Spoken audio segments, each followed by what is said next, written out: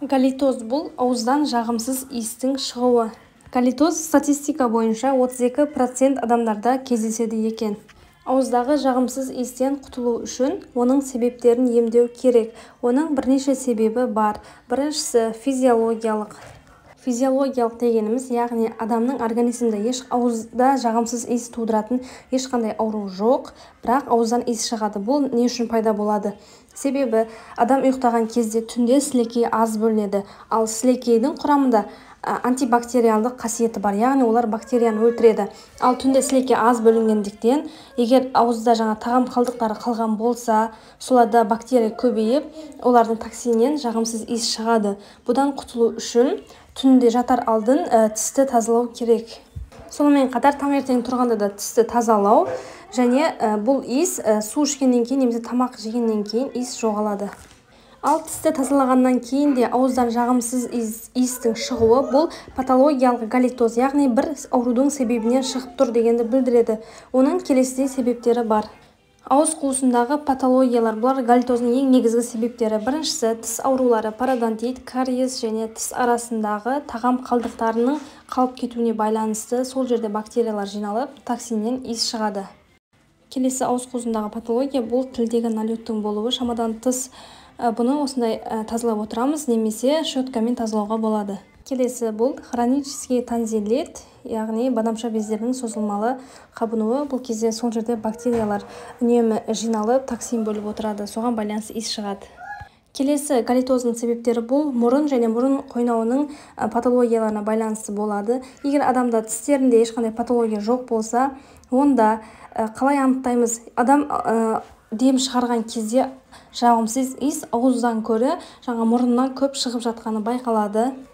Оның ең негізгі себептерінің бірі бұл созылмалы хронический синуситтер, гаймориттер болуы мүмкін. Ол жердегі мұрын қойнауында созылмалы патологиялық бөлінудің үнемі бөлініп, мұрыннан бөлініп отыруына байланысты ауыздан иіс шығады. Келесі себеп бұл аденоидит. Бұл көбінесе балаларда болады. Балалар жиі ауырған кезде сол аденоид безі қабынып, сол жерден үнемі іріңді бөлініп отырады және ауыздан иіс шығуға себеп болады. Немесе кейбір балаларда тамақ қалдықтары немесе басқа да заттар мұрын қуысына кетіп қалған болса, ол жерде сол ұзақ тұрып иіс шығаруы мүмкін. Бұл кезде лор врач оны алып тастайды. Келесі галитоздың себептері бұл тыныс алу жолдарының аурулары, бронхит, бронхоэктаз және өкпе абсцесс кезінде. Бронхоэктаз кезінде бронхтар кеңейіп, сол жерде созылмалы қабыну болады және ішінде ірің жиналады. Соған байланысты иіс шығуы мүмкін. Немесе өкпе абсцесс кезінде өкпеде іріңдік жиналып, тыныс шығарған кезде ауыздан жағымсыз иіс шығады. Бұндай патологиялар кезінде міндетті түрде ауыздан иіс шығудан басқа тыныс алу жүйесінің симптомдары болады. Мысалы, қақырықты жөтел, температураның жоғарылауы, ентігу сияқты. Ал ауыздан иіс шығу бұндай кезде тек қосымша симптом болып есептеледі. Келесі ас қорыту жолдарының патологиясы кезінде бұл хеликобактер пилори асқазанда болуы, гастроэзофагальды рефлюкс ауруы және асқазан ішектік свиштің болуы, немесе цинкер дивертикулитінің болуы. Бұлар хеликобактер пилори бұл асқазанда түсіп, сол жерде шышты қабаттың қабыну, яғни гастрит, ал одан асқынған кезде язваға алып келеді. Бұны анықтау үшін уреазный дыхательный тест деген бар, сол арқылы асқазанда хеликобактер пилори бар ма жоқ па анықтауға болады. Келесі гастроэзофагальды рефлюкс ауруы бұл өңештен асқазанға өтетін жердегі сфинктердің қызметінің бұзылуына байланысты болады. Қалыпты жағдайда ол сфинктер суретте көрсетілгендей жауылып тұрады. Адам тамақтанған кезде тағам өтеді және асқазандағы тағамды қайтадан өңешке өткізбей ұстап тұрады. Ал бұның қызметі бұзылған кезде ол жер кеңейеді және адам тамақ жегеннен кейін асқазаннан өңешке қарай өтеді және осыған байланысты ауыздан иіс шығуы мүмкін.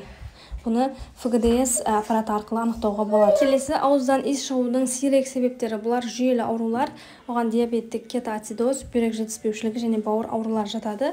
Диабеттік кетоацидоз бұл сахарный диабетпен ауыратын пациенттерде болады. Қанда кетон денелерінің болуына байланысты ауыздан ацетон иісінің шығады. Сонымен қатар бұл пациентте сахарный диабеттің басқа да белгілері болады, суретте көрсетілген. Келесі бүйректің созылмалы жеткіліксіздігі кезінде, бұл ауыр сатылар кезінде уремияға байланысты болады. Уремия дегеніміз бұл жаңағы почка толықтай қанды тазартып, керексіз заттарды зәр арқылы сыртқа шығару керек. Бұл сол қызметтің бұзылуы. Соған байланысты уремиялық токсикалық заттар қанда жиналады және ауыздан жағымсыз иіс шығады. Бұндай кезде пациентке гемодиализ жасалады, немесе бүйректі трансплантациясы жасалады. Бүйректің созылмалы жеткіліксіздігінің ауыр сатысындағы ауыздан иіс шығу бұл тек қосымша симптом болып табылады. Оның өзінің негізгі симптомдары бар. Ал егер сізде бүйрек бойынша ешқандай шағымдар жоқ болса, онда қорқудың қажеті жоқ. Қорытындылай келе, галитоздың ең негізгі екі себебін айттым. Біріншісі физиологиялық, бұл ешқандай патология жоқ, кезінде тек гигиенаға байланысты болатын ауыздан иіс шығу. Ал патологиялық осы айтылған ауруларға байланысты болса, тағы үшінші түрі бар. Бұл псевдогалитоз деп айтылады. Адамның аузында жағымсыз иіс жоқ болса да, өзіне солай сезіледі. Псевдогалитоздың ауыр түрі бұл галитофобия.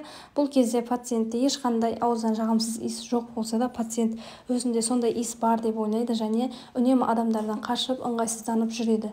Бұл психологиямен байланысты. Ауыздан жағымсыз иіс шығудан құтылу үшін жоғарыда айтылған ауруларды анықтап, соларды емдеу керек. Ең бірінші стоматологтан бастайсыз. Себебі жоғарыда айтылғандай ауыздан иіс шығудың ең негізгі себептері бұл тіс аурулары. Видео ұнаған болса, каналыма тіркеліп, лайк басып, достарыңызбен бөлісіңіз.